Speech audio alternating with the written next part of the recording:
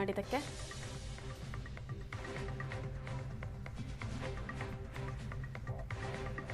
ಮೂರು ಬಾರಿ ಶಾಸಕರು ಸಚಿವರಾಗಿ ಕರ್ತವ್ಯ ನಿರ್ವಹಿಸಿದ್ದಂತಹ ಜನಪರ ನಾಯಕ, ಭಗೀರಥ, ಅಜಾತ ಶತ್ರು ಅಂತಾನೆ ಗುರುತಿಸಿಕೊಂಡಿದ್ದಂತಹ ಡಿ ಸುಧಾಕರ್ ಇಂದು ಮುಂಜಾನೆ ಎಲ್ಲರನ್ನ ಅಗಲಿದ್ದಾರೆ.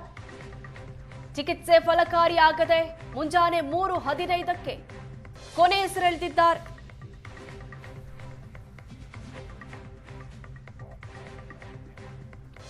ಇನ್ನು ನಮ್ಮ ಜೊತೆ ಮಾತನಾಡೋದಕ್ಕೆ ಡಿ ಸುಧಾಕರ್ ಅವರ ಆಪ್ತ ಈರ್ಲಿಂಗೇಗೌಡ ಇದ್ದಾರೆ. ಸರ್ ನಮಸ್ಕಾರ. ನಮಸ್ತೆ ಮೇಡಮ್. ನಿಮ್ಮ ಆಪ್ತರು ನಿಮ್ಮನ್ನೆಲ್ಲ ಅಗಲಿದ್ದಾರೆ, ಈ ಸಂದರ್ಭದಲ್ಲಿ ಏನ್ ಹೇಳ್ತೀರಾ? ಮೇಡಮ್, ನಮ್ಮ ಬಡವರು, ಬಗ್ಗರು, ದೀನ ದಲಿತರು, ಹಿಂದುಳಿದವರು, ಯಾವುದೇ ಇರ್ರೆಸ್ಪೆಕ್ಟಬಲ್ ಆಫ್ ಕ್ಯಾಸ್ಟ್ ಮೇಡಮ್. ಹಂಗೆ ಈ ತಾಲೂಕಿನಲ್ಲಿ ಅವರು ಈ ಸರ್ಕಾರದಿಂದ ಬರ್ದಲ್ಲಿ ತನ್ನ ಸ್ವಂತ ಇದರಿಂದ ಸಹಾಯ ಮಾಡಾರ ಮೇಡಮ್. ಇವ್ರನ್ನ ಕಳ್ಕೊಂಡ್ರೆ ಅದು ನಮ್ಮ ತಾಲೂಕಿಗಲ್ಲ ಮೇಡಮ್, ನಮ್ಮ ರಾಜ್ಯಕ್ಕೆ ಅಷ್ಟೇ. ಬಹುಶಃ ಸುಧಾಕರ್ ಅವ್ರಿಗೆ ಗೊತ್ತಿರ್ಲಿಲ್ಲ ಅನ್ಸುತ್ತೆ. ಒಂದು ಮೊಣಕಾಲ ಚಿಕಿತ್ಸೆ ಇದೆ, ನಾನು ಅಡ್ಮಿಟ್ ಆಗ್ತಾ ಇದ್ದೀನಿ ಅಂತ ಅಡ್ಮಿಟ್ ಆಗಿರ್ತಾರೆ. ಆದ್ರೆ ಇವತ್ತು ನಮ್ಮನ್ನೆಲ್ಲ ಅಗಲಿದ್ದಾರೆ. ಹೌದು ಮೇಡಮ್. ನೀವೀಗ ಎಲ್ಲಿದ್ದೀರಾ? ಹಾ ಮಾತಾಡಿ ಮೇಡಮ್. ಮುಂದೆ ನಮ್ಗೆ ಹಿಂದೆ ಯಾರು ಈ ತರ ಈ ತಾಲೂಕಲ್ಲಿ ಸಿಕ್ಕಿರ್ಲಿಲ್ಲ. ಮುಂದೆ ಯಾರು ಸಿಗ್ತಾರೆ ಬಿಡ್ತಾರೋ ಗೊತ್ತಿಲ್ಲ ಮೇಡಮ್. ಇವ್ರಂತೂ ಬಡವ್ರ ಬಗ್ಗೆ, ದೀನದಲಿತರ ಬಗ್ಗೆ ಒಬ್ರಿಂಗಲ್ಲ, ಒಬ್ರು ಏನನ್ನ ಅಂದ್ರೆ ರಿಯಾಕ್ಷನ್ ಮೇಡಮ್. ಹೋಗಿ ನೀವು ಅವ್ರನ್ನೇ ಬೈದ್ರು ಅವ್ರು ಮಾತಾಡ್ತಿರಲ್ಲ ಮೇಡಮ್. ಜನಗಳು ಎಲ್ಲ ಕಾರ್ಯಕರ್ತರು ಯಾರನ್ನ ಹೋಗಿ ಬೇಜಾರಾಗಿದ್ದಾರೆ ಅಂತಂದ್ರೆ ಇಬ್ಬರು ನನ್ನೇನಪ್ಪ ಕೇಳ್ತಾರೆ ಅಂತ ಸುಮ್ಕಾರ್ ಮೇಡಮ್. ಇವತ್ತು ಯಾವ MLAಗಳು ರಿಯಾಕ್ಷನ್ ಮಾಡ್ದಂಗೆ ಸುಮ್ಕಿರ್ತಾರೆ ಮೇಡಮ್. ಅಧಿಕಾರ ಬಂದ್ಮೇಲೆ ಎಲ್ಲಾರು ಅವ್ರದೇ ಆದಂತ ಅವ್ರಿಗೆ ಇರ್ತಾರೆ ಮೇಡಮ್. ಇವ್ರು ಅಧಿಕಾರ ಬಂದೈತಿ ಎಂಬಂಗಿಲ್ಲ, ಹೋಗೈತಿ ಎಂಬಂಗಿಲ್ಲ.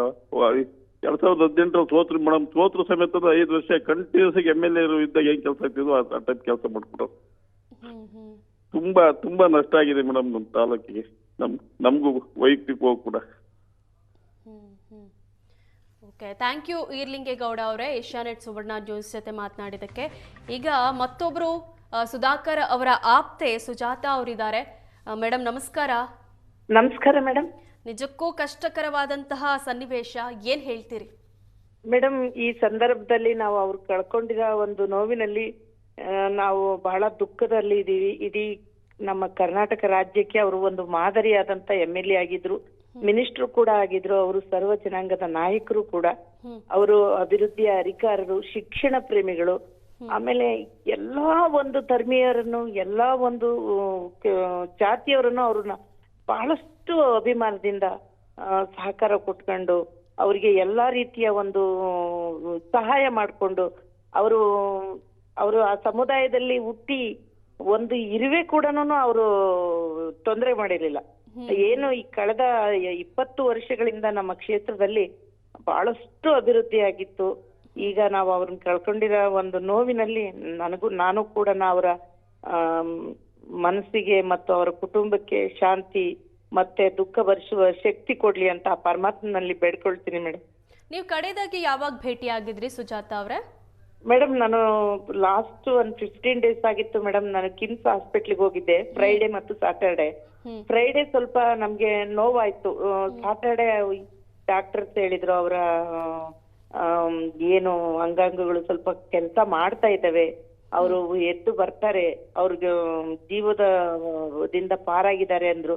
ಅವತ್ತು ನಾವು ಸ್ಯಾಟರ್ಡೆ ಒಂಚೂರು ಮನಸ್ಸಿಗೆ ಎಲ್ಲೋ ಒಂದ್ ಕಡೆ ಪರವಾಗಿಲ್ಲಪ್ಪ, ದೇವ್ರು ನಮ್ಮನ್ನ ಕೈ ಹಿಡ್ದ ಅಂತ ಅಂದ್ಕೊಂಡು ನಾವು ಸಮಾಧಾನದಿಂದ ಬಂದ್ವಿ. ಆದ್ರೆ ದೇವ್ರು ನಮ್ಗೆ ಮೋಸ ಮಾಡ್ಬಿಟ್ಟ ಮೇಡಮ್. ತುಂಬಾ ನಮ್ಗೆ ನೋವಾಗಿದೆ. ನಮ್ಮ ಕ್ಷೇತ್ರದ ಜನತೆಗೆ ಇವತ್ತು ಅವ್ರನ್ನ ಕಳ್ಕೊಂಡಿರೋ ಈ ದುಃಖ ಅದು ಪರಮಾತ್ಮನಿಗೆ ಗೊತ್ತು. ಕಾರಣ ಏನು ಅಂದ್ರೆ ಅವರು ಬಹಳ ಜನಾನುರಾಗಿ. ನಿಜ ಹೇಳ್ಬೇಕು ಅಂತಂದ್ರೆ ಅಂತ MLA ನಮಗ್ ಸಿಗಲ್ಲ ಮೇಡಮ್, ನಮಗ್ ಸಿಗಲ್ಲ. ಸುಧಾಕರ್ ಅವರು ಅಡ್ಮಿಟ್ ಆದ್ಮೇಲೆ ಸಾಕಷ್ಟು ವದಂತಿಗಳು ಬಂತು, ಅಂದ್ರೆ ಸೀರಿಯಸ್ ಆಗಿದ್ದಾರೆ, ಕಷ್ಟ ಇದೆ ಅನ್ನೋ ಮಾತು ಬಂತು. ಆಗ DCM DK ಅವರು ಇರ್ಬೋದು, CM ಸಿದ್ದರಾಮಯ್ಯ ಇರ್ಬೋದು, ಆ ರೀತಿ ಏನಿಲ್ಲ ಅಂತ ಹೇಳಿದ್ರು. ನೀವು ಕಳೆದ 15 ದಿನಗಳ ಹಿಂದೆ ಭೇಟಿ ನೀಡಿದಾಗ ಅವರ ಆರೋಗ್ಯ ಪರಿಸ್ಥಿತಿ ಯಾವ ರೀತಿ ಇತ್ತು?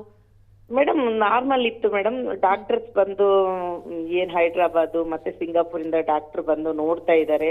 ಅವ್ರ ಲಂಗ್ಸ್ ಗೆ ಏನೂ ಆಗಿಲ್ಲ, ಸ್ವಲ್ಪ ತೊಂದರೆ ಆಗಿದೆ, ಬಟ್ ರಿಕವರಿ ಆಗ್ತಾರೆ ಅಂತ ಹೇಳ್ತಾ ಇದ್ರು. ಈಗ ಜನಗಳು ಒಂದು ಮಾತು, ಈಗ ಏನೇ ಆದ್ರೂನು ಹುಷಾರಿಲ್ದಲ್ಲೇ ಮಾತಾಡೋದು, ಮತ್ತೆ ಬಿದ್ದಾಗ್ಲೇ ಮನುಷ್ಯ ಬಿದ್ದಾಗನೆ ಮಾತಾಡೋದು, ನಾನಾ ರೀತಿ ಮಾತಾಡಿದ್ರು. ಈ ಸೈನ್ ಹಾಕಿಸ್ಕೊಳ್ತಾರಂತೆ, ಮತ್ತೆ ಅವ್ರಿಗೆ ಹೋಗಿ ಆಲೆ 6 ದಿನ ಆಯ್ತು, 3 ದಿನ ಆಯ್ತು, ವೆಂಟಿಲೇಟರ್ ಅಲ್ಲಿ ಇಟ್ಟಿದಾರಂತೆ. ಬಹಳ ಈ ವದಂತಿಗಳಿಗೆ ನಮಗೆ ಬಹಳ ನೋವಾಗ್ಬಿಡ್ತು. ಅವ್ರ ಕುಟುಂಬಕ್ಕೆ ಎಷ್ಟು ನೋವಾಗಿದೆಯೋ ಹಾಗೇನೆ ಅವರ ಅಭಿಮಾನಿಗಳಿಗೆ, ಅವರ ಜನಾನುರಾಗಿ ಆಗಿದ್ದಂತ ಒಂದು ಕ್ಷೇತ್ರದ ಜನತೆಗೆ ಬಹಳಷ್ಟು ನೋವಾಯ್ತು ಮೇಡಮ್.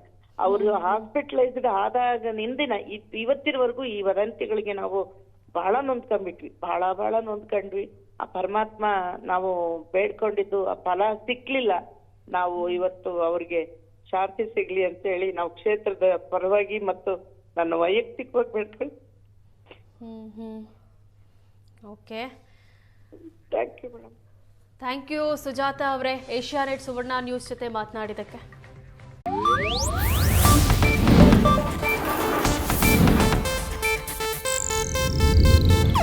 ಇದು ಏಷ್ಯಾನೆಟ್ ನ್ಯೂಸ್ ನೆಟ್ವರ್ಕ್ ಪ್ರಸ್ತುತಿ.